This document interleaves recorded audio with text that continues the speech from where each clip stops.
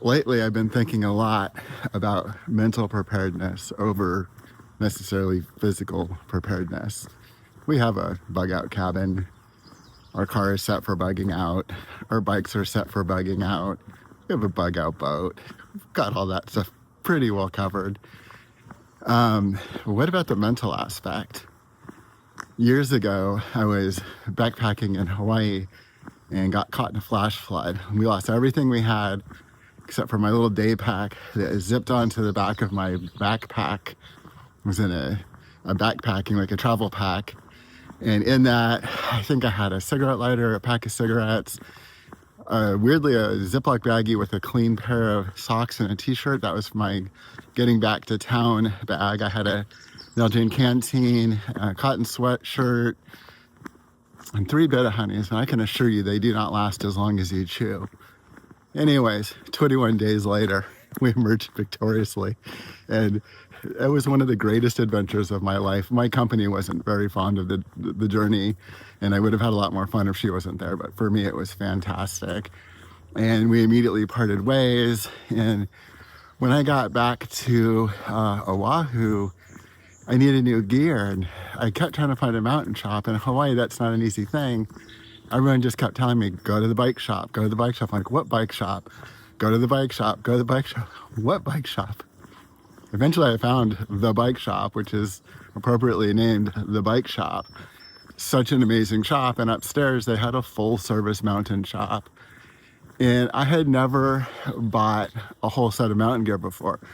$300 or $400 for a sleeping bag here, 4 or 5 for a backpack there.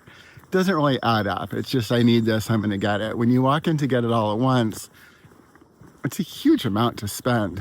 And I don't know, I was on a budget, but I wasn't poor.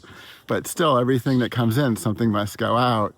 And so I was just kind of hovering around and not buying anything and just looking like, man, this is so expensive. And this kind of creepy old Vietnam vet guy is like, hey, meet me outside, I gotta talk to you. I'm like, no, thank you. He's like, no, really, kid, meet me outside, I gotta talk to you. And he just kept persisting, so I did. And he's like, you don't want this crap, go to surplus store. And he started talking about all the things at a surplus store. I'd been to surplus stores, and it's heavy, and it just kind of an army grade, and it wasn't really what I wanted. And I thought about it for a while, and I left. And I went back the next day, and he was there again. And so I was like, hey, let's go have lunch. I'll buy you lunch and let's talk about all the surplus stuff. And he taught me about stealth camping and army ponchos and liners and kind of all the cool stuff that they make and how small and light it is and how good for travel. And so I put that in the back of my mind, and I went back to the hostel where I had everything I needed. And I was still, all I had was the clothes on my back and my day pack. You're in Hawaii, what more do you really need? And ended up flying over to Patey's on the Big Island and hanging there for a while. I think I got a t-shirt from their Lost and Found, and then found my way in Hilo. When I got to Hilo, I didn't really want to go to the hostel. And so I was milling around in town, and I found a surplus store. And I got an entire set of stuff that I needed. And everything fit in my little day pack. And it was really neat how everything kind of worked out. And I went and found this place right on the beach, just at the end of the jungle. And I set up the most amazing stealth camp ever. I said, I'm gonna live for free in Hawaii. And I got it set up. Then it was probably about 5 miles to the pack and save. And so I went to the pack and save, and I loaded up on all the things I wanted: fruit, juice, and bananas, and mangoes, and papayas. I love the fruit in Hawaii. Big, heavy bags. And as I was getting back to my camp, I was like, I thought it was right here. I looked around a little bit, and I looked around a little bit more, and I put down my 2 bags of groceries. I looked a lot. I spent hours searching for my stealth camp, and I, in fact, lost it. Or somebody came in and cleaned it, which I find hard to believe. I think I literally lost my stealth camp. And so right about that time, the skies opened up, and the rain came down, as it tends to do late in the day in Hilo. And what little I owned in this world was completely soaking wet. My bags were disintegrating. Again, I pulled out that little day pack that had treated me so well. And I had a couple plastic grocery bags, and I put what could fit in those bags, and everything else I just left right there, which was just fresh fruit anyways. and made my way to Arnott's Lodge in Hawaii. Turned out to be a pretty good thing. I was on the Big Island. Doug Arnott was the owner back then. And I guess the whole point of all this is the one thing that survived the entire set of ordeals was my Daypack, my small little thing, the least important piece of gear that I thought I had turned out to be the most important.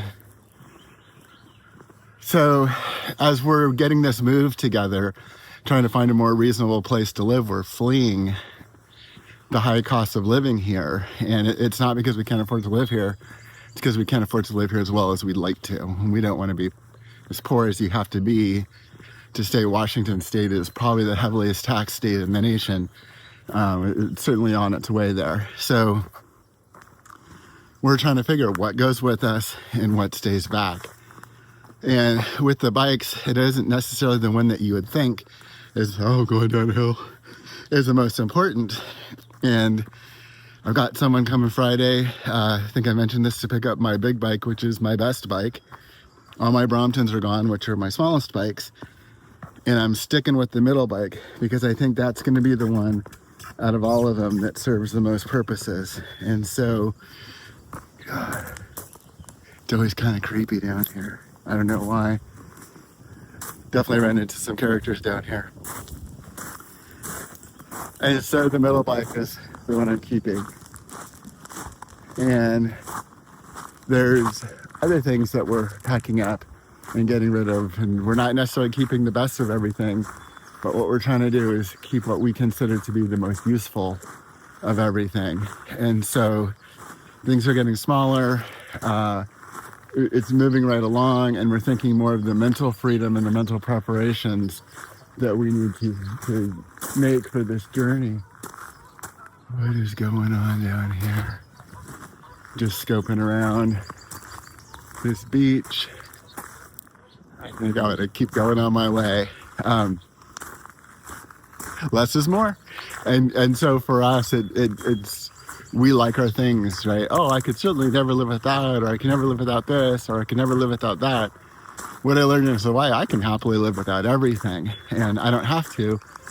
So we'll keep some of the toys, but most of the things are going to go away, and we're going to use our brains for all the rest of this stuff and see how little we can happily exist with. And we're getting ready to go to the boat. We're getting ready to sell it at some point, and so we're cleaning it up. It's just so funny. Like, we ordered a bunch of shop rags, and what they showed us online, it was like these half-used tubes of paper towels. I'll bring those out later. My faithful system. This is what a paper towel, a roll of paper towels looks like, as far as we think. This is what came from Amazon. It's like a half a roll. And they're reasonably expensive. This is for working on the engine and stuff like that. But everything we get, it just seems it's smaller and worse quality and cheaper. This is probably no longer shop cloths. They probably just take these and dye them blue. It just kind of, everything in the world is getting smaller, more expensive, lower quality. That's why I left Brompton. I feel like their bikes have lost what they once had. That's why I'm leaving Surly. I feel the same way. I no longer am willing to give my hard-earned money for the cheap crap that the world is spitting at me. So I kept the handmade knives that I like the best, sold the rest, keeping the bike that I like the best, selling the rest. With each thing that we go through, we're keeping the highest quality and the smallest and the easiest transportable of what we have, and everything else is going. Good grief, it is beautiful here. Oh, I'm gonna miss this place so much. It is a little breezy, a little cool, quiet. There's no people, there's nothing. I'm heading back in for a cup of coffee. I was just going down to explore and see if the drug dealers were here. Trying to chase them out a bit, make my presence known. Sheriff won't do anything, so it's up to the citizens. And that's kind of where we are in the world right now. You're on your own. So this journey we're taking is one of sufficiency, one of simplicity, what a minimalistic living and minimalism and what a fun and excitement and beauty.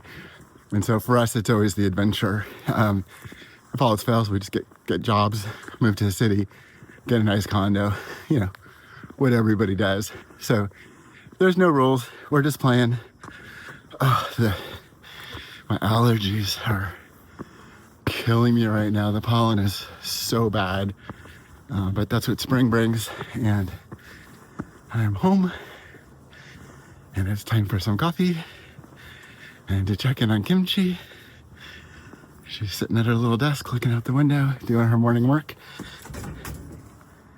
Yes. And then say action. Action.